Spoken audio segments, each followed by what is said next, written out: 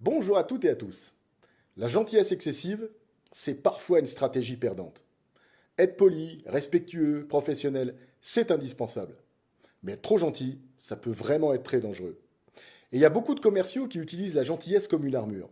Ils évitent les questions qui piquent, ils osent pas recadrer, ils acceptent les reports indéfiniment, ils multiplient les concessions, ils sourient même quand ça les dérange. Et ils appellent ça le sens du service. Mais non, c'est souvent de la peur derrière.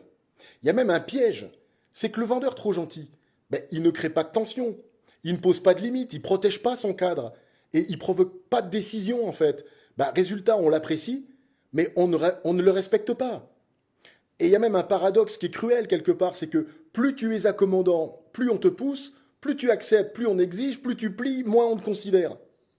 Donc c'est vrai que la gentillesse ouvre la relation, mais seul le cadre maintient la valeur. Et sans cadre, la gentillesse devient faiblesse.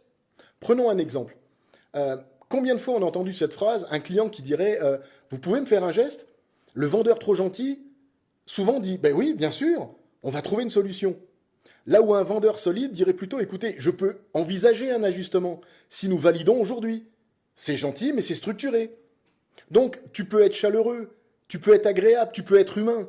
Mais si tu es prêt à tout accepter pour signer, c'est plus de la gentillesse, c'est de la dépendance, c'est de la soumission. Et en vente, on peut aimer quelqu'un sans acheter. Par contre, on va acheter chez celui qui pose un cadre.